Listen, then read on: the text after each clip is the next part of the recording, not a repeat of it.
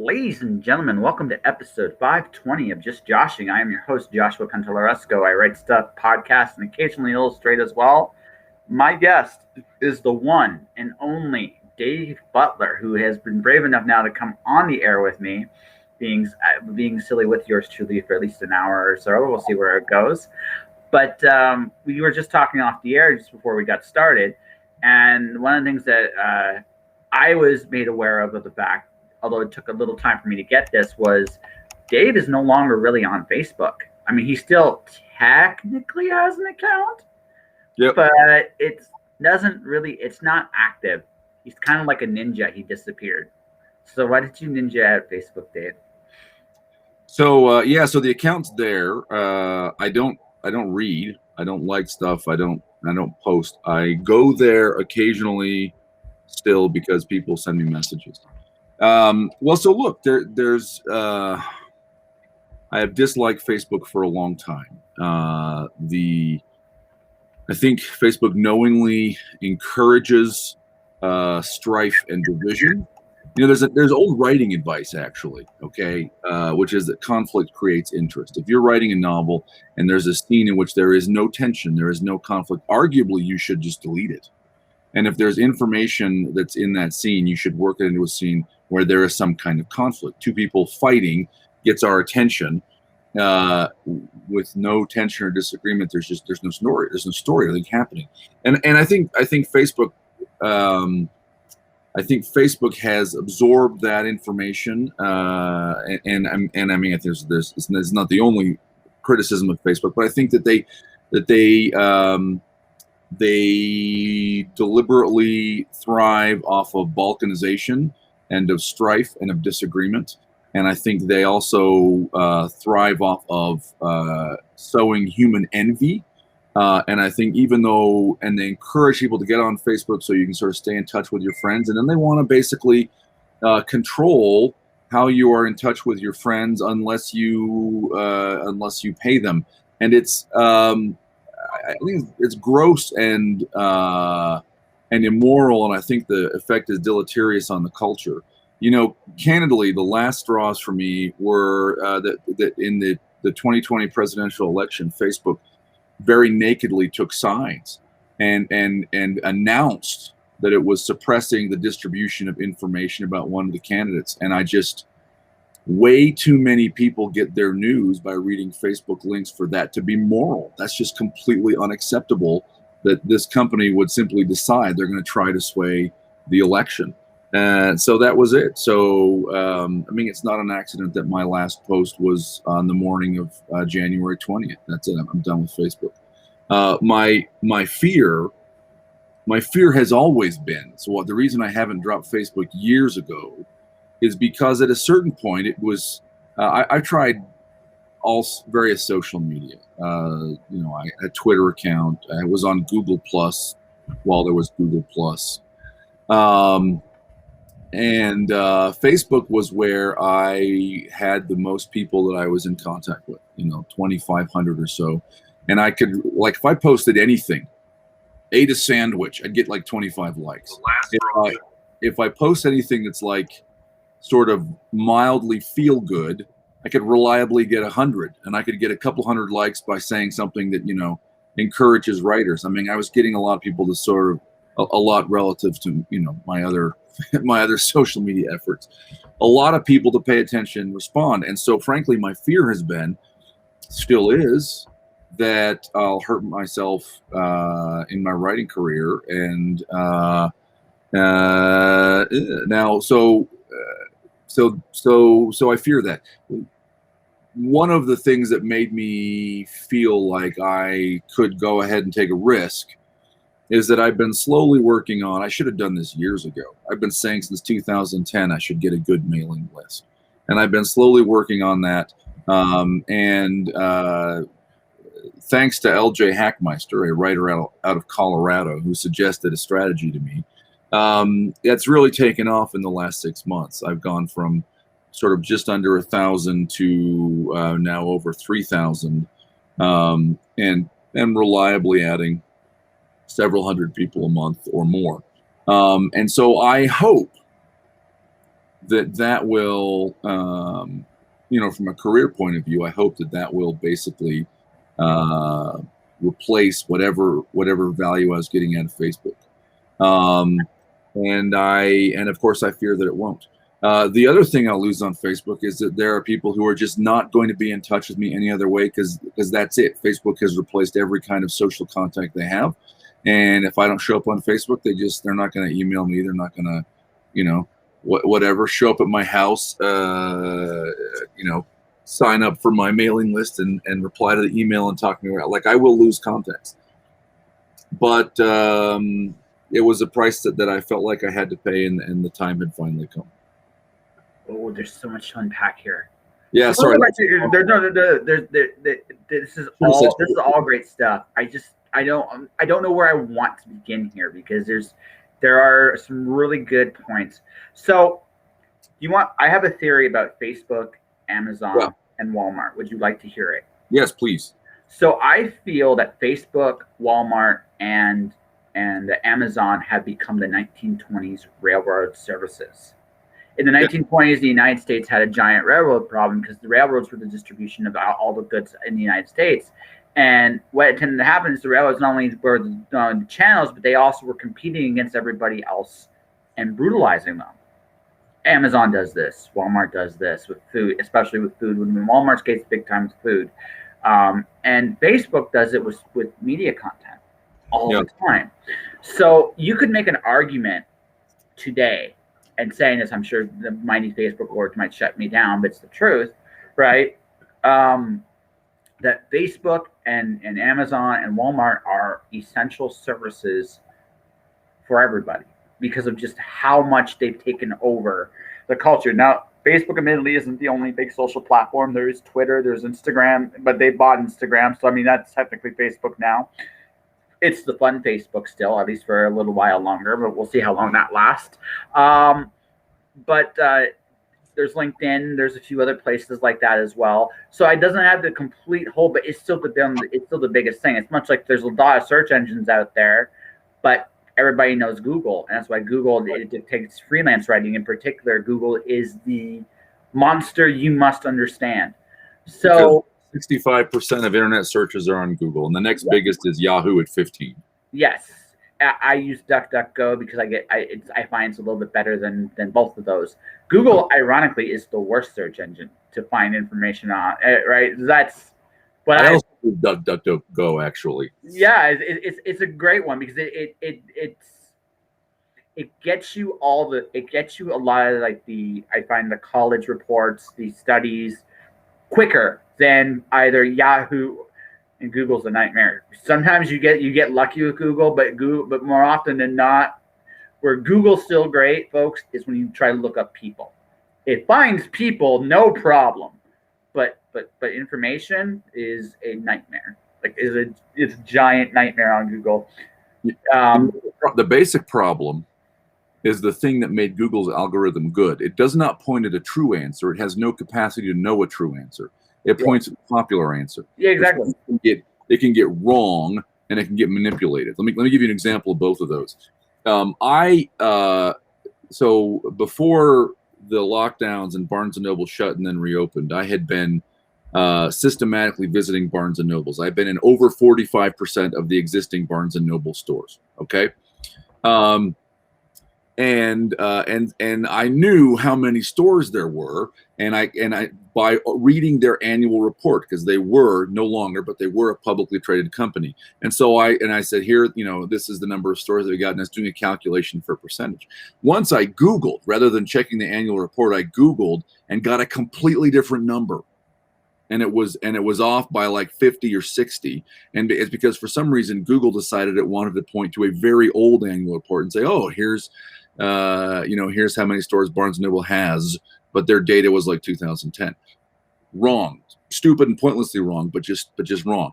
Another example, and I think you probably duplicate this today, is debate over federal spending in the U.S. And this was a few years ago. I was looking it up, and I'd Google, I think something like federal U.S. spending, 2018 or whatever. And the top half dozen or 10 links all pointed to this pie chart. which was not the complete federal spending. It was instead so-called discretionary spending. Now, why does that matter? Because the discretionary spending is just the piece that Congress votes for. And so you look at it and you go, oh, the federal government, what it spends money on is war. And that's not true.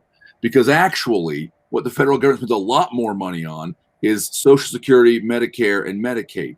Each of those is about the size of the defense budget. And so people are running around sharing on social media saying, look, we're warmongers. All of our money goes to war. And it's not true.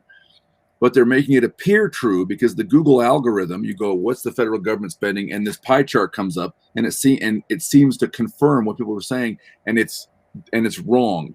Google's algorithm is finding the popular and wrong answer. And people are making political judgments and maybe voting decisions and judgments and other people on the basis of this wrong data. Google sucks. My only last comment on Google. I was looking up. So in about 2009, I actually wanted to figure out how money worked, and it was interesting because the economic websites I was learning myself were also taking a look at what actually the search engines were doing. Now in 2009, Google was actually still a very good search engine, right? It was a much better one than it is today. However, one of the things that Google did in 2010 when I stopped going there is they actually.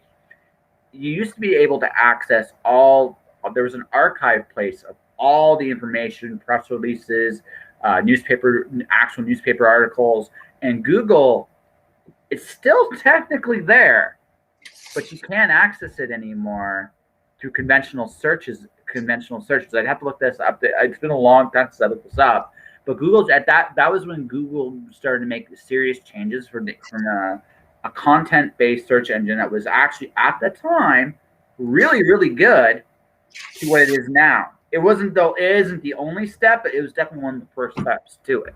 So once I knew that, I just knew that Google was no longer going to be a place I was going to get my information. That all said, as a freelance writer, I have to play the SEO game, and that's Google all the freaking time. That's a headache. That's a headache. I have deeply mixed feelings about Amazon. I mean, you were just talking about them, and you just can't. I mean, I can't say, to my publisher, pull my books off Amazon. Like, you just no. You got to deal like the thing is food companies have to deal with Walmart. I'm going to just use Walmart as the example here because Walmart's a really, really good one. The Walmart forces food companies to make the prices on food the way they do because Walmart buys so much food. They have a ginormous impact on the cost of everything people pay for at other stores. That's how much say Walmart has in the purchase of food. Amazon has that say in the purchase of a lot of things as well. You can and booksellers, because they to their credit, Amazon figured out a way to cut out a lot of middlemen. And book publishers, unfortunately, were very slow on the uptake, to the point that now they're in a damned if you do, damned if you don't situation. You need to deal with them. If you don't deal with Amazon, you're taking away a very substantial part of your readership because Amazon has a lot of your readership. On the flip, especially if you're in science fiction or thriller, Amazon pretty much. I've been debating about going wide. One of the reasons I haven't done that yet is because I write science fiction, and science fiction does well on Amazon, right? So it's one of those things where it's like, do I really walk away from this? On the other hand, I know lots of horror stories of authors with Amazon. So, strictly as a businessman, from a wisdom standpoint, I'm going to go wide. But I also realize that when I go wide, I might have a monster on my hands because that's the game, But so I understand where you're coming from there. I mean, Amazon is, and I can't say it, and by the way, all these companies, no matter how much we're talking smack about them, they're not all bad either. They do a lot of good. So that's the and that's the thing, and that's the flip side as well. So you're trading some good for some bad. Now going back to Facebook, since that's where we started, and wow, we already talked for 15 minutes about this. It's just like wow, there's a lot here. So I don't. So you said something earlier about how Facebook creates conflict. I feel that's a byproduct of reality television, because I look at what like if you look at how media, the language of media has evolved over the last, I would say, 20 years. Reality television changed how media dealt with people. Prior to that, I thought there was a your leaders were more of kissing babies, paragon of virtues. They're the honor and dignity of all this stuff. And reality television basically allowed for polarization. Howard Stern did it first. He was the one that actually said, you know, if I create something, I take a polarizing position. I'm going to create a fight between a whole bunch of other people. He capitalized on that well before anybody else. If you look at right, and if you look at everything that's kind of followed him, reality television took that to the next level, right? And then you look at Facebook, you look at Twitter, you look at a lot of social medias. The reason why Instagram's so well liked is because it's really hard to that platform. It's really difficult to have that kind of conflict on it. It's not impossible. I'm sure somebody will find a way to do it, but you know, it's a harder one to do it on. Here, it's text, you're invisible, you can take a polarizing stance, and honestly, it benefits the algorithm because, again, people, as you pointed out, they fight. Controversy, right? And they come and they post comments, and people like what, you know, the comments of those they agree with, and therefore the post gets promoted, and Facebook, you know, can attach ads to it. Yeah, so I mean that's the thing, right? This is, I think, the reality television. I think it's the reality television stigma. I mean, coming up with, and I think like Stern invented it. I hate to say this, Trump almost perfected it. And like there is a power. Like people, I think people would sometimes rather fight each other than solve a problem. And I kind of feel like a lot of these things can bring out the worst in us. It's also why up until Trump lost the election, I really didn't say a word about Trump one way or the other, because no matter which way I would have done it, I would have picked the fight, right? Why would I do that? I don't want that kind of thing in my life, but a lot of people seem to, and I never understood that. But maybe I'm the crazy one. I don't know. You know, it's interesting. I was with my my 15-year-old daughter wants to be a police detective, and so she's doing a couple things right now. One of them is there's a youth court where, you know, basically certain kinds of juveniles, when they're arrested for certain kinds of offenses, like they're busted for vaping in school or shoplifting or something, they they go to a court where if they there are policemen there, so it's not like it's just like kids, but the jurors are their peers, and the jurors go, oh, you know, let's discuss what you did. What did you do? Okay, if you do the following things and come back in a month, and then you don't get actually referred to a juvenile judge, right? So it gives some kids experience kind of with the judicial system a little bit, and it also lightens the caseload a bit. But the point is that, so I was in this school with my daughter while she was doing this thing the other night, and there's a poster on the wall that said, outrage, come join other youth in your area, learn to be connected, learn about the issues. And I thought, wow, why should that be called outrage? Why? You assume you're going to be outraged? Like, you live in one of the freest, wealthiest places in the world, damn it. What are you outraged about? That's insane. And so I think there's something to what you're saying. People like being outraged. I think there's something else too. which is the basic check, the basic. By basic, I mean the most fundamental check that it forces civility on human beings, or at least I think on men when we're interacting face to face, is at a certain point, if you say something bad enough, the other guy will punch you in the face. Mhm. If you walked up and said you're a Nazi, you'd risk getting punched in the face.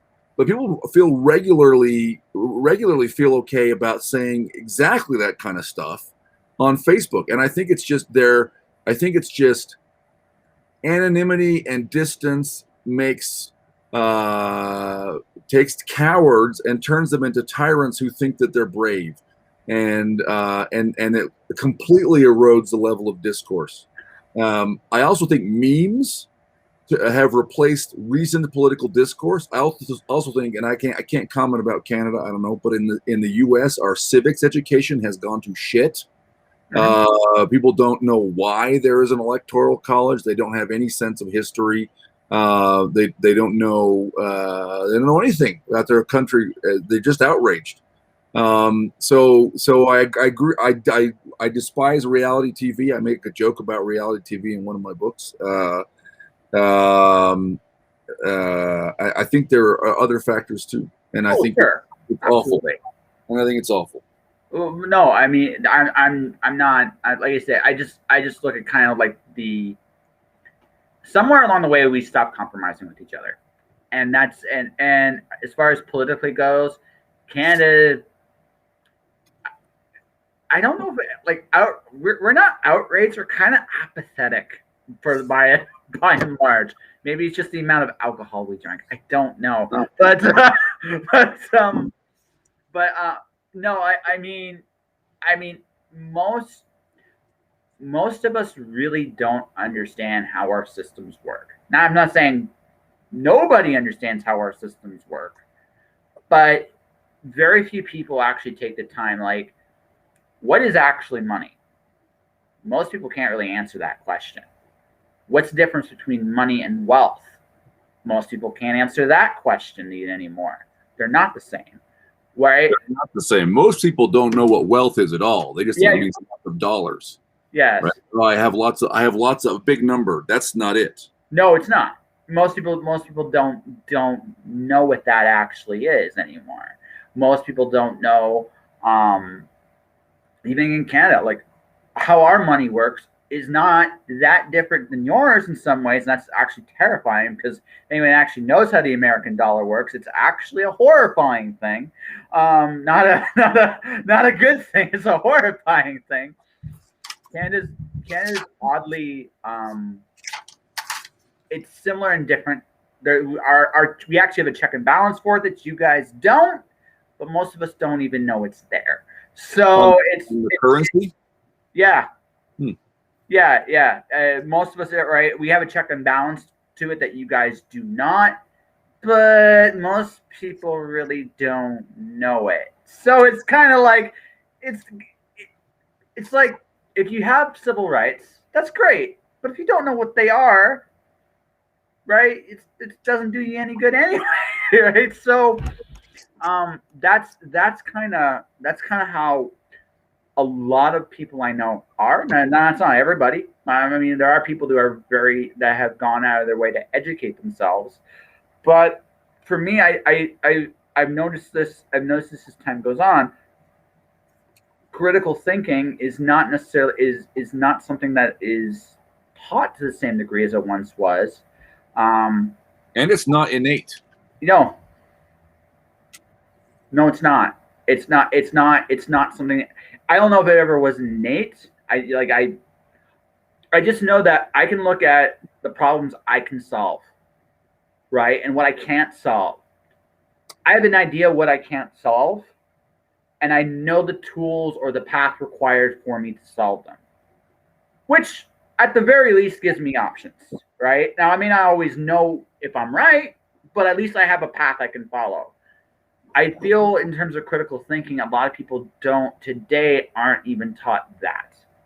So, it's one of those things. And there's flip sides. Again, it's not all bad. I think the generation coming up behind me is probably smarter than I am. Wiser, maybe arguable, but smarter. I don't know. I mean, two things. One, I read an article a year ago, and I'd have to go look it up on DuckDuckGo and to find it. But it said that the Flynn effect appears to have reversed itself for the first time since it started measuring. The Flynn effect is an effect where people who study cognition, who study thinking, right, who study IQ, have noticed that over time, the Flynn effect is IQ seems to rise. And there's not a perfect explanation of why that is, right? Because again, cognitive scientists generally agree that IQ is measuring something, that it's something real, and yet IQ seems to rise until recent years, in the Flynn effect. Now I'd have to look it up and see if that has been sustained. But also, so here's what I worry about. Okay, my kids are really good at multitasking, and they're really good at indexing. So give me a phone, I'll see if I can find the answer. Google, Wikipedia, ugh. But they don't necessarily know things, and I worry that the way education works is discouraging them from knowing things or caring to know things. I think they believe the answer is just discoverable. And as we were already sort of talked about, I think that makes them easily manipulable. So I worry. Maybe smarter. I don't know. I'm not 100% convinced. Fair enough. I just look at some of the tools and some of the things that they're very like. I'm kind of in that generation where I remember analog and I can do digital, and I've had to learn tools, so I'm adaptable. But Yep. I hope the generation after, I'm not in terms of the digital. There are things kids under me can do. I'm like, I am so out of my depth here. They can play with these. Like, first off, their toys are cooler than mine were, and two, right? You know, they again, they just the knowledge and the way the world has evolved into. They're more built for the world that it currently is. Now, the argument then becomes: is the world a better place? I think overall, yes. But I also, I mean, I guess the question with everything that's just happened is are we going from here? Where do we go? And from that point, like how will we proceed from here? And that's a different question, I think. So I think you're right to say, hey, the world is fundamentally getting better. I think that especially when you say, look, materially, just people have been climbing out of poverty at an insane rate in the last 30 years, and that's wonderful. If fewer and there are fewer military conflicts, and there are fewer famines, and there's a growing global middle class, and I think that's all good. And some of this gets to wealth, and we should give Walmart and Amazon credit because I think they both present some challenges. But as they are driving down prices by eliminating those middlemen, what they are doing is creating a situation where every one of us can buy more stuff. And the ability to command more goods and services means Walmart is making you and me richer, even if we don't like them. And Amazon is making you and me richer, even if we don't like them. Money I'm not spending to buy, food because it's cheaper. I can spend if I want to buy music lessons for my kids. I can spend if I want to, to fund a charity in Somalia. I can do what I want, right? So I think it is a better world. But I think the idea that all progress is, or that any progress is unalloyed, and that things just get better and that's all there is to it, like is a silly idea. I think there is always a loss. So okay, so let's get into one of my. So we talked a little bit about this off the air. We're not going to go into the great details we did before, but I'm kind of curious where you think about this. Okay. We talked about ethics. We talked a little bit about ethics off the air. So the big question I have for you is this, because this is a question that I have been bothered with pretty much since the pandemic's begun. Okay. And it's this. Ethics question. It's an ethics question. Is knowledge without ethics worthwhile?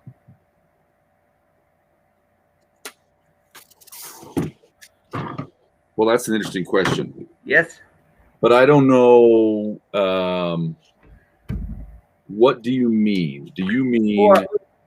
I mean, I think Aristotle would say, "Hey, knowledge without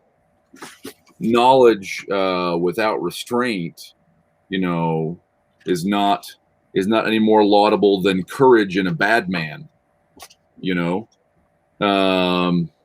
But do you mean like as a society that, hey, maybe we're chasing knowledge too much and we should instead chase? Well, one of the things I recognize, and like I said, I'm not going to go into great detail, is that there's a disturbing lack of ethical things going on right now around us in this time. I'm not going to go into great detail because I don't really feel that needs to be stated. But it occurs to me that it's great. Like, knowledge is power. Like, knowledge is power. It gives you the ability to see options that you would not otherwise be aware of, which I think is a great thing in general. But if we are using this knowledge to manipulate and hurt each other, right? Is that knowledge really worth having? Right? And I again, watching how people have treated each other in this time, that's kind of been on my head a lot. Like, is that knowledge worthwhile if it results in people destroying each other to do it? And I'm not so sure what the answer on that one is. Is it just because we're struggling to figure things out and we're trying to find a better path? Or is it just because there is a lack of a guidance of where to go? It's just like, I don't know. Like I said, it's just something I've been thinking about in the last year, especially. It's been like I've been watching how things have played out, and I'm like, I don't see the ethical path we're going on here anymore, and I don't know where we're going as a result of it. And if anything scared me in this time, it's that. Does that make sense? Yeah, I think that's really interesting. So, in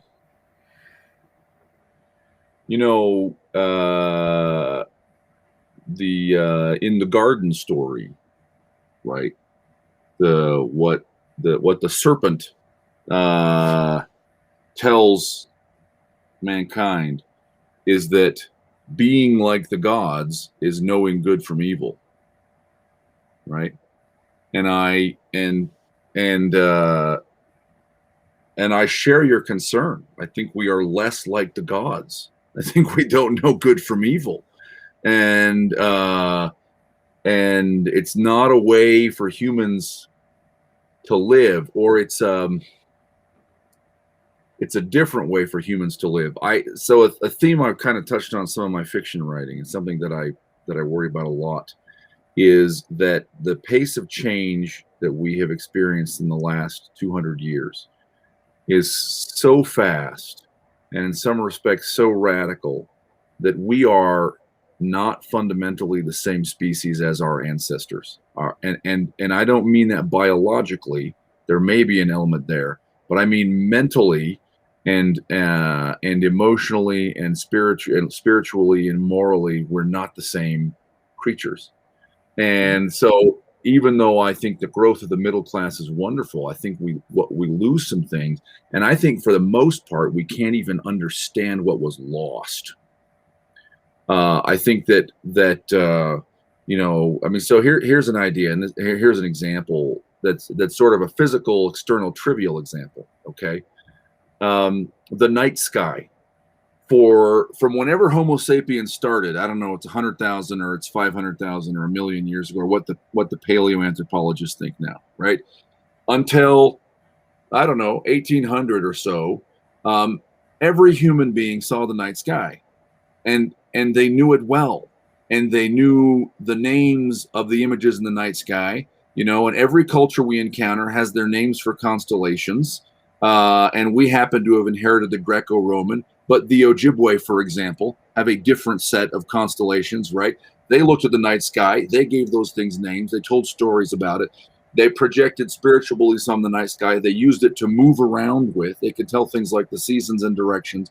You have to have special training now to get anywhere close to that, because many of us live in cities where you cannot see the night sky unless you make a special effort or go into a planetarium, which is kind of like the night sky in a zoo. And even if you live out on, a farm in the middle of Alberta, right, where you can see the night sky, we don't relate to it the same way. You still have to have someone, and if you're an exception to it, God bless you. But right, you still have to go get a book and read this. There's a common body of knowledge that humanity had until yesterday. Now we don't have it anymore, and I think that's true in a lot of other ways too. And I think I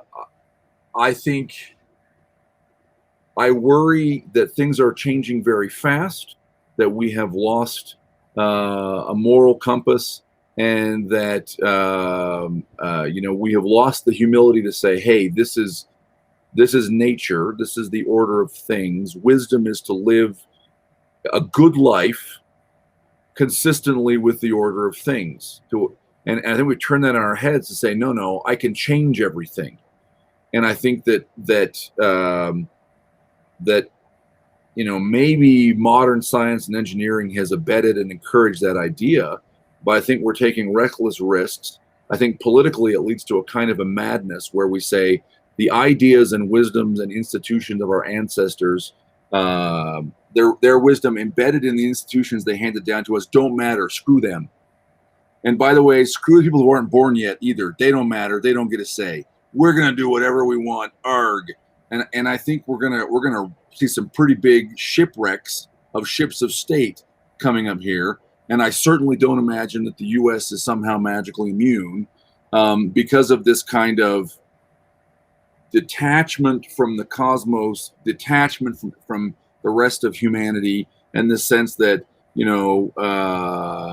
the world is what I make it, and I should just have what I want regardless. So yeah, I think that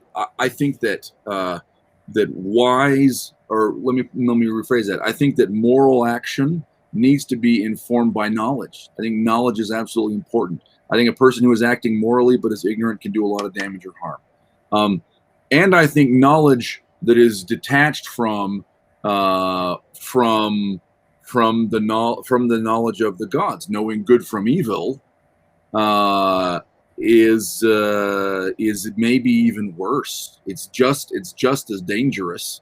You get the 20th century eugenic science and not just in Nazism, right, but in the United States and elsewhere, and you get the Tuskegee incident, and you get all kinds of mass evil as a result. So yes, I think it is a reasonable worry, Josh. Mm-hmm. Well, thank you. I guess it's just it's been my thought for last year, because the one thing we talked a little bit of biblical stuff last time we talked. So one of my favorite stories in the Bible is the Tower of Babel. Is which one? The Tower of Babel. Tower of Babel. And it occurred to me about 3 months ago that we actually are kind of in one right now, because I can literally look at my light bulb that's in this house, and our computers once upon a time, now it's a lot more sophisticated, could only understand on and off. And from that medium sprang forth a technology that has allowed you and I to have this conversation tonight. And which is amazing, actually. Like, if you sit there and think about that, that is an amazing, incredible thing that I think up until last year most of us took for granted. Yep. Right? But here's the flip side. Much like the Tower of Babel, we are linked together by this light right now. No one's going out, no one's talking to each other, no one's really hanging out because of the pandemic. This is our form of communication. If the lights went out tomorrow, it would just all come undone.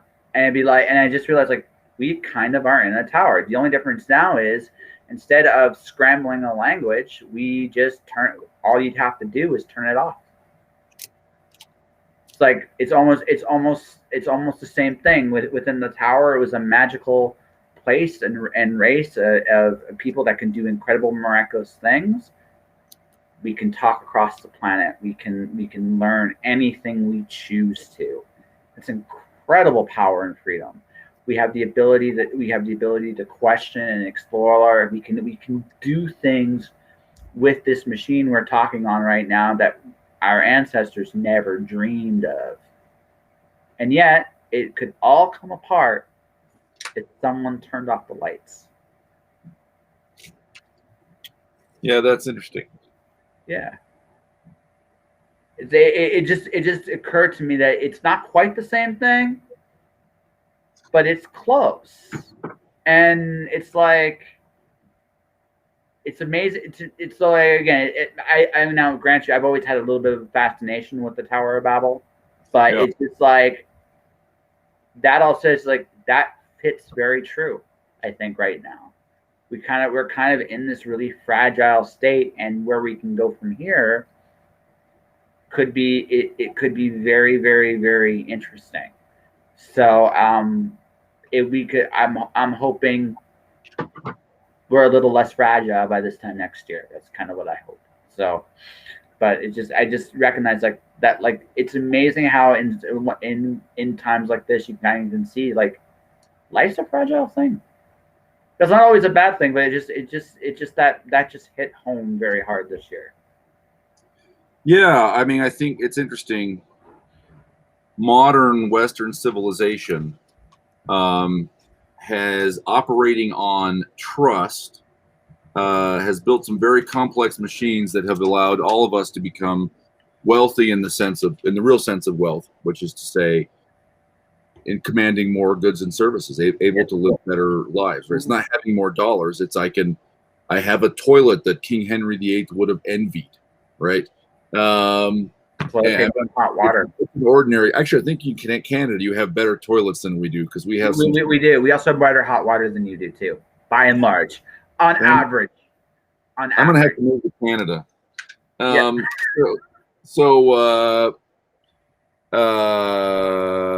But the trust, right, and the reliance on trust, but also systems like insurance, mean that what are you looking for, kiddo? You found it? Okay, good.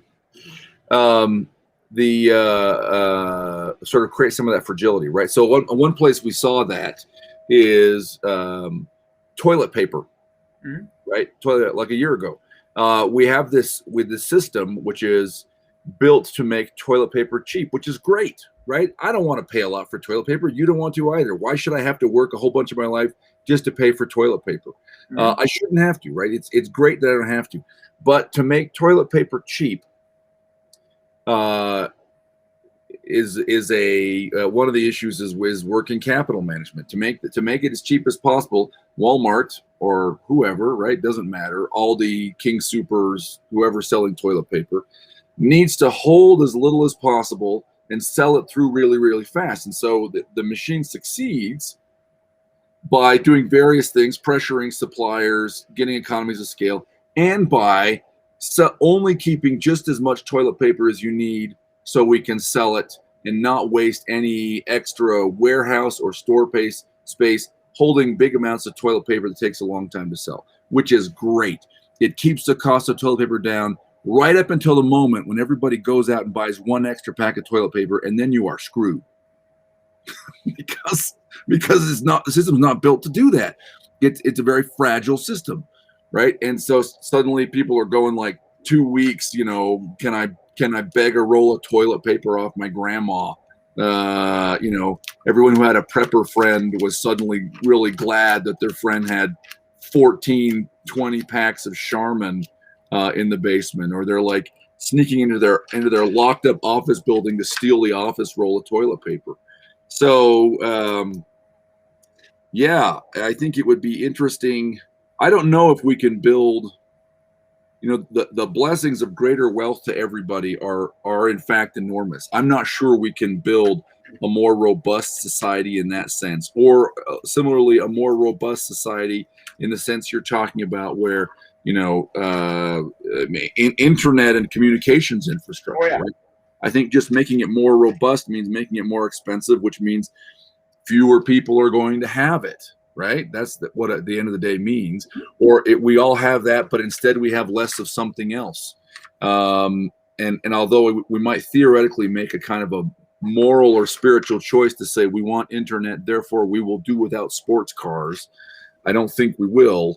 But I think we can make personal choices. So this is kind of like with my writing and with my kids, I feel like that there is a mental gulf. I don't feel like, I think there is a mental gulf between us and every generation of human beings that lived right up to about maybe 1800. And I do things to try to deliberately bridge across that.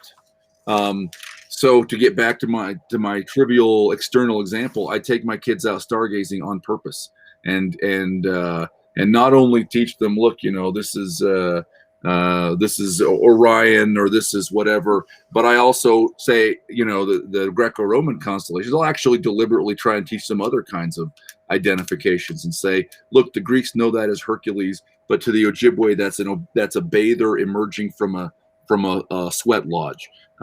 This is Pegasus, this upside down square. He's flying this way, but the Ojibwe knew him as the moose, right? So to try and create a mental bridge, I think similarly we can in our lives create that kind of robustness. But I just don't think I'm in communications. We can all become preppers and store toilet paper and bullets or whatever. But I just don't think the society is going to make that choice. I think we value too much the wealth, and it is to be valued. It's not just that we can drive nicer cars; it's that we have better medical care, right? So I just don't see us changing so much, absent a real calamity. I don't see us changing so much that we will trade that wealth away for more robustness.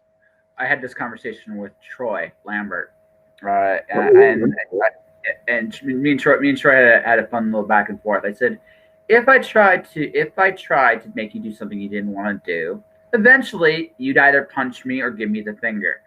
I'm not sure what you would do first. I don't know you that well, sir, but I know I could probably push you to one or the other if I said, you must do this or else. You'd be like, kiss my ass, which is totally a very reasonable response to that kind of statement. However, if I had access to say something that's convenient to you, I'd be like, okay, I give you a choice. You can do it your way, but you can't have this. Right? What are you going to do? More often than not, we follow the path of most convenience. And that's not always the case. Sometimes we really individually we do think what we want. But as a whole, the path of convenience is very seductive because it doesn't really require much effort. So the biggest difference between, well, there's two things. One, in the 1800s,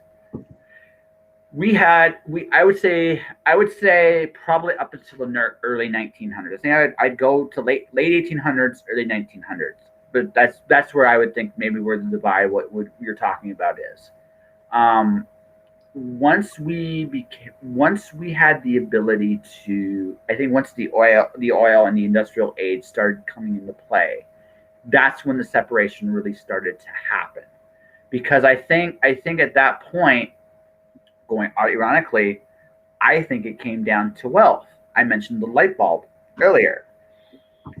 If you look at one of my favorite ways of looking at a culture now, and that I was thinking, after reading a few different things, is the nature of empires is the pursuit of power, not power in terms of, I want to rule over you. That was a side effect, but the power to have that wealth and convenience and luxury. In old times, that had to be really fought for, right? That Roman bath took the work of a lot of people to make that happen. Today, all I have to do, ironically enough, is turn on a light. The reason that's possible today is because we have access to more power, i.e., oil, natural resources, electricity, all those things that our ancestors did not have. Consequently, I think our world's a lot more synthetic today than it might have been in any other point in history. And consequently, I think that's where the divide is. That's my theory. That's interesting. Yeah.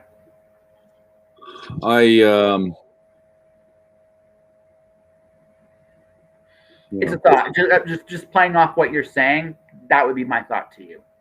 Yeah. I think there's some truth to that. I think that there have been a lot of sort of breaks. Mm-hmm. And I think, to kind of go back to some of the earlier conversation, I think that some of the breaks are sometimes things that have brought us good things as well. Oh, no, absolutely. I actually, if I can add one thing, we should actually. I don't want us to, anyone listening or watching this to think that this is all just a Debbie, that like this is just all a terrible thing. Change usually also, for good things to happen, it's just life. You have to give up things to become the person I am now. I've had to give up things to become who I am. Some of those things were good. Some of those things were bad. I'm glad that I was able to get rid of those things. But to become the person I am, I had to willingly go down a path of change. And in the last 200 years, so have we all, as a culture and a society. And by and large, we both have acknowledged this. It's actually probably more for the better than for the worse, by and large, right? I think that's been the basic theme of this conversation, is to say, look, progress is not without a cost, even if you like it. Even if you say, listen, I am glad that education is more universally available. It's still appropriate to say it might not be as good as it used to be. Yeah. It's, even though healthcare is better, more universally available, there's more personal freedom. There are some costs and trade-offs, and I think it's appropriate to mourn them. It's appropriate to memorialize them, and I think I wouldn't. I have no desire to sort of, in any political or social way, to restore any lost orders. I think it's important to be clear-eyed about what some of those orders are, and I think one of the values of wealth, increased wealth and more personal freedom, is that even if as a society we've walked away from things, as individuals we may still be able to choose them.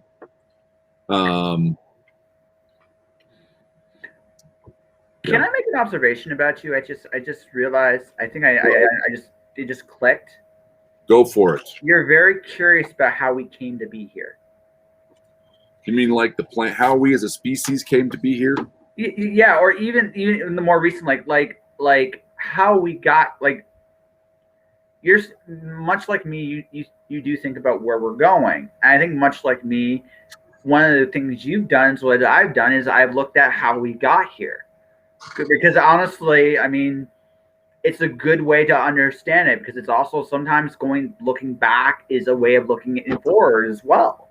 Because there are some things that are like, in some ways we don't change very much. I talked about this in another conversation. We have the ability, we forget stuff. That's actually a good thing. It helps us heal. On the flip side, though, we do repeat some of the mistakes we make. So yeah. I think you and I have this in common. you're in maybe not the same exact things, but we both like looking back to figure out how we got here. But I think for you, the difference between you and I is this: you look for the little things that were awesome way back in the day and try to bring a piece of them with you. Is that accurate? So I think that's perceptive. I think that Yeah. Being a good human being involves looking inside, but I think it also involves looking at other people, and I think that includes looking at the past, as well as thinking about the future. And I think and I think this is why I think outrage mobs are the antithesis of all of that. You're not really looking at yourself very clearly. You're certainly not looking at your society very clearly. You're completely ignoring the past, and I think you're just giving into a momentary and sort of childish passion. So yeah, I care about how we got here. I think there are amazing things in the past that we forget, or they disappear and then they just show up when somebody discovers them and writes a little popular history, popular science book. Hey, let's remember the theater of the mind or whatever, and theater of the memory, and I think that's a loss. And I think if we get, I think in theory we could have cheaper stuff from Amazon and Google. We could have better medical technology, and we could also be choosing to live contemplative lives of the spirit and think about what it means to be human. Sadly, I think we mostly don't. I think we're a parody of democratic man, parody of the end of the bourgeois line. All we care about is that I can have 40 different novelty flavors of Mountain Dew. Why? Yeah. And the world's amazing. There's like we discover more about the past every day. It's as well as more about the wider universe. So I don't know. I think one of the ways we get there is by destroying social media. So I hope that Facebook dies an awful, flaming, ignominious death. If I could choose a method of execution, a la Dante, I think a pool of flaming shit would be an appropriate way for it to die. By the way, Letterkenny, I don't know if you're familiar with Letterkenny, but I thought their takedown of Facebook was savage and super on point. You'll have to send me the link to that. Actually, you know what you should do? Send me the link to that. I'll put that up because I got the whole episode. I don't think it's available outside of a paywall. I think it might be streaming on. Dang it. Okay. It's one of these where I signed up for a free month of HBO or something, watched Letterkenny all the way through, and then dropped my subscription. But it's this takedown where there's a social media site called Fartbook, and people sign up and they like record their farts and share them with each other, and it's just and the whole thing is just pathetic. It's just pathetic, and it does nothing but people disgust each other and reveal their own banality. And so I think that was the most trenchant, perceptive commentary on Facebook I've ever seen. You actually made me think of an app on the phone that actually lets you figure out all the places you took a dump on. There actually is an app for that. And don't ask how I know that, but I do. Like retroactively, like you can go back and enter in your history? No. You can basically record where you take a dump, and you can actually map out basically. It's a weird, crazy species, and something that like this is like, and there's literally an app for everything, and I'm not kidding. There's an app for everything. So weird. But actually, so I'm gonna, but you said something I wanted to touch on. Something I think that was really cool, and which is the fact that things do come back in interesting ways. So I was working in a gas station in Snowflake, Arizona. Okay. I remember this. This was fun. My boss hated this lady that came in because it was the accountant. Me and her just started talking, just having a conversation. We got along quite well, actually. You and the accountant did. Yeah, me and the accountant. Yeah, we were getting along. We were just chatting about just random things. I mentioned that my dad was a naturopath and he was into herbal stuff, and I am too. I know quite a few things about how that stuff works. And one thing led to another. Next thing I know, she's talking about. Do you know anything about native drums? Drums and medicine pouches? Not much. Tell me what you Well, think.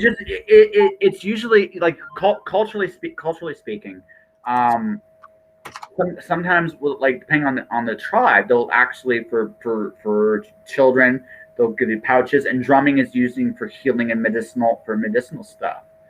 Well, I found out this accountant who is not native at all is actually that gift that those native couch have is with her. She was making drums and medicine. She's done medicine pouches for people that really are close to her, close family, stuff like that. Which is it's like sometimes these simple things are still there. They're right around you.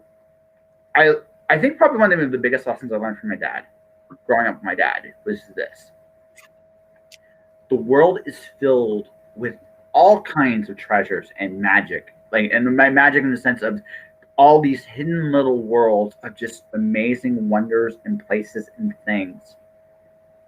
The trick is all you really have to do is open your eyes and pay attention, and you might see something absolutely amazing. And I always, whenever I go to a city,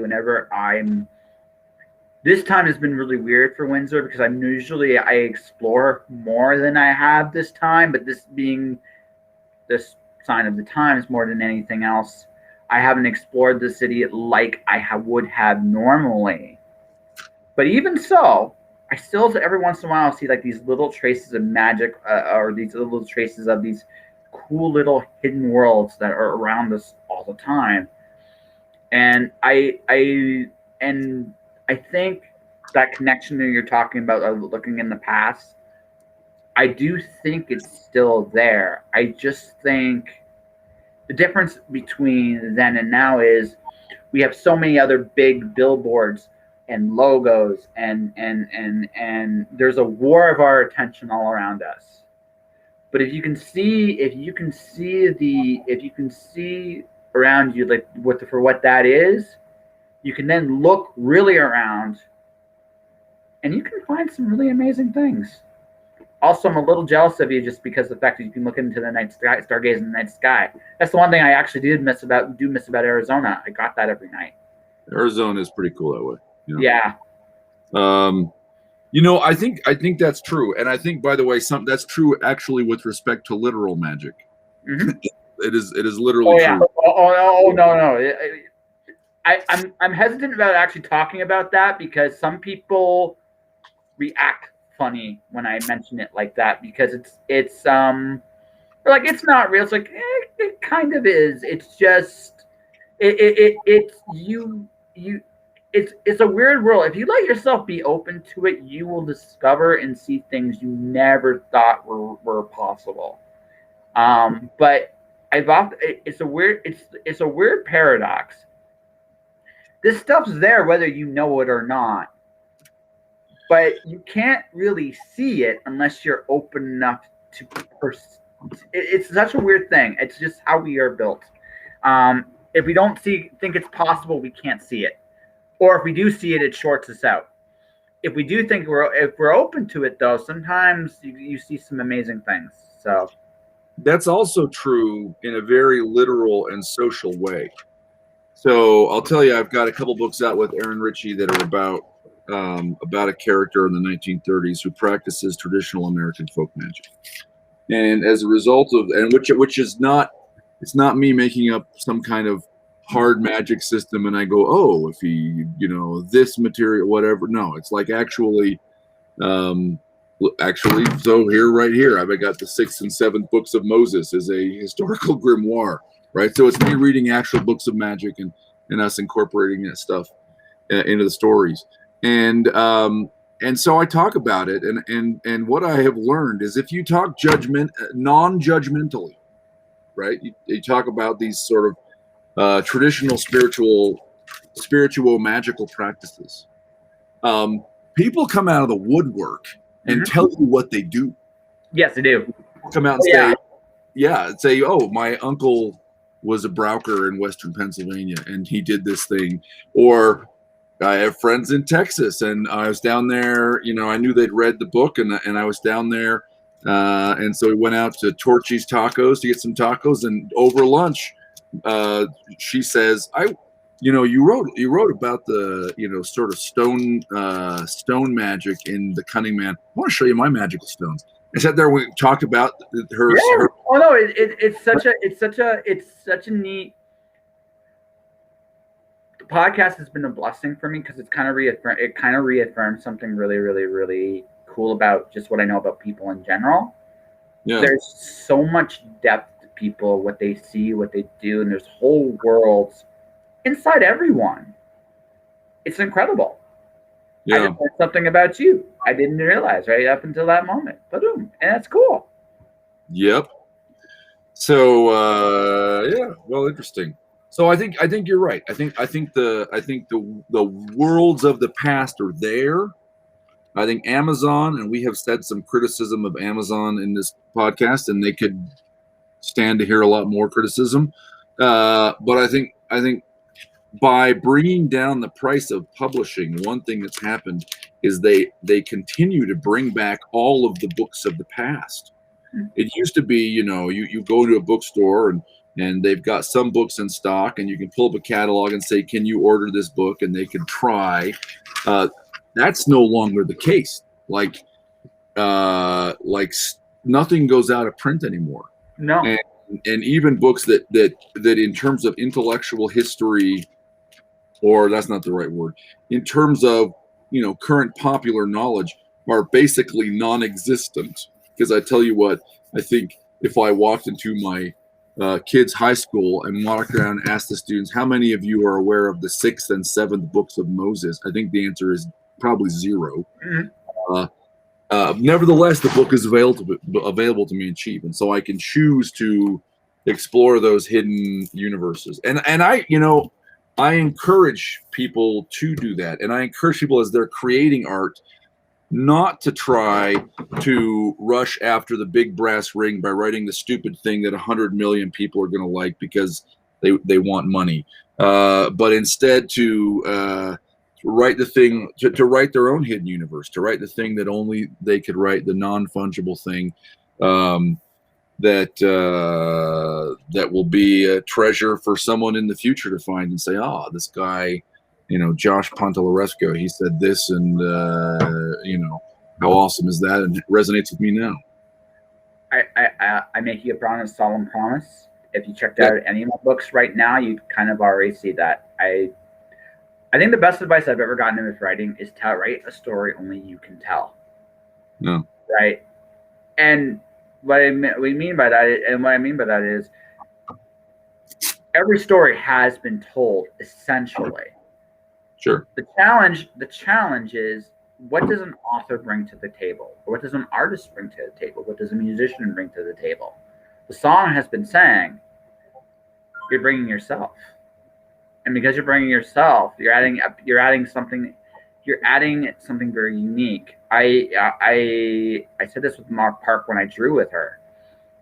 I think I'm always fascinated by sea salt, because sea salt's if you take sea salt and iodized salt, you take them both and you look them under a microscope. Iodized salt looks perfect. It's absolutely perfect, like perfectly symmetrically shaped. You look at sea salt, it's got like these little black flecks. There, these imperfect grains. All this, it doesn't look as pretty. Yet the sea salt, because of how it interacts with our bodies, is healthier for us than iodized salt. And ironically, because of those little imperfections and those black flecks. The fact that each of them is different, it resonates with us in a very different way. I feel stories are the same way. We bring our own literally salt into the story, and we create something new and different and wonderful, even if the tale has been told a million times, right?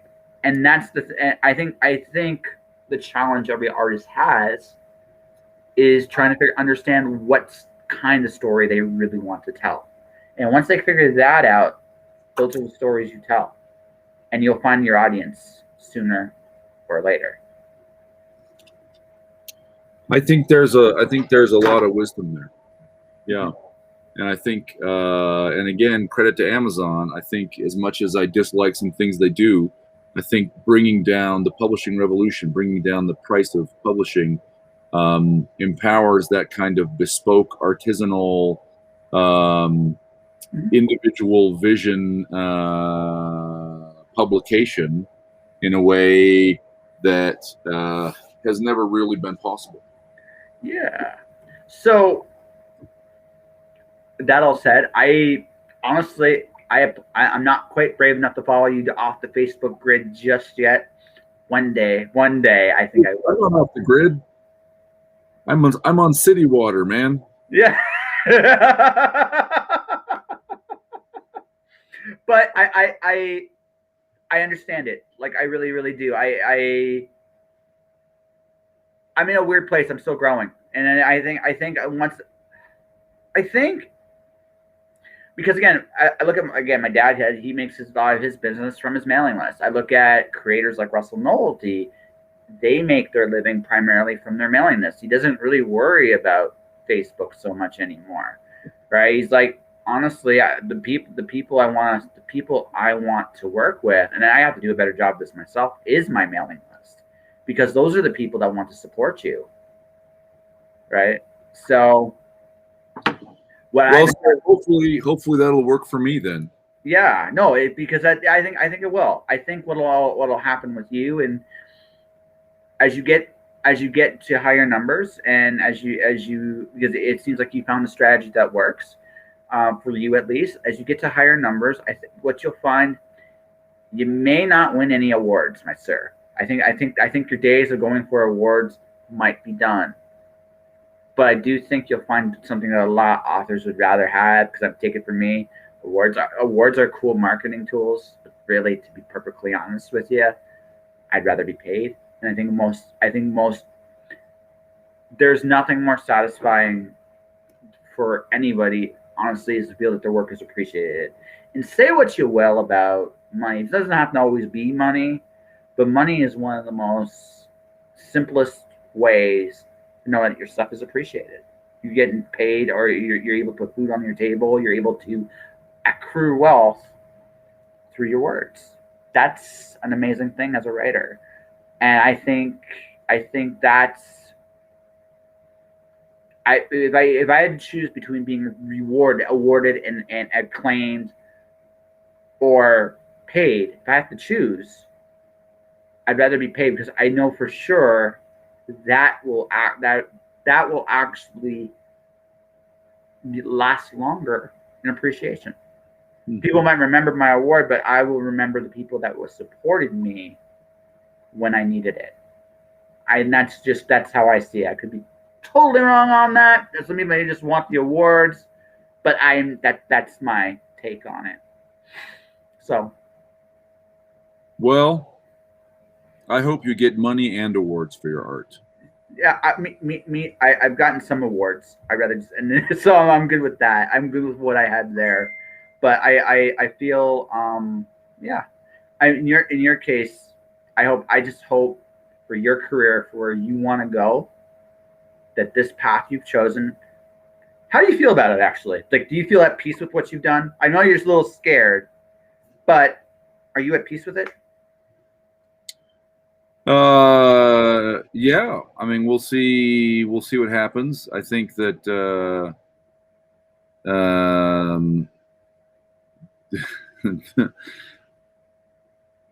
the number of surprising sort of shit show horror stories you can encounter in publishing is shocking to people who are not in it. And so there's always, I'm conscious that I could lose one or all of my publishers sort of from minute to minute. But I think that I have not written anything I regret. I think that I have not pandered to any audience that I dislike. I think when I meet my readers, they are universally people that I like. And I say, I don't like the word fans. I'm uncomfortable with the word fans. I'm okay with readers, but what I'm like most of all is to meet people who have read my books and then call them friends. And I feel good about it. I would not be sad if I sold movie rights. I would not be sad if I made more money. But I don't want that so much that I'm willing to deliberately write shit. So, I can and do make a living other ways. If what I do is write books and leave behind, those as a kind of a map to what I thought it meant to be human, and so that future people will read what I was writing and say, "Oh, this is, I wonder what Dave was really like in person, because I think he's saying an interesting thing in this book." Then I think it was all worth it. You're staying true to who you are. That's a good thing. And good luck, man. I think you're gonna. I like your writing. What I have read, the Witchy Eye series is the one I've enjoyed from your work. Thanks, and man. yeah, I really enjoy it.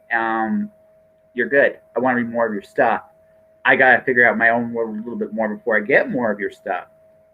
But I will, because you're very good, and I like the person I'm talking to. So I want to help them. And like I said, and you're good at what you do. You really are. So from a reader / friend, maybe, right? I wish you the best. I really, really do. So yeah, I think we have an interview here. This is an interesting one.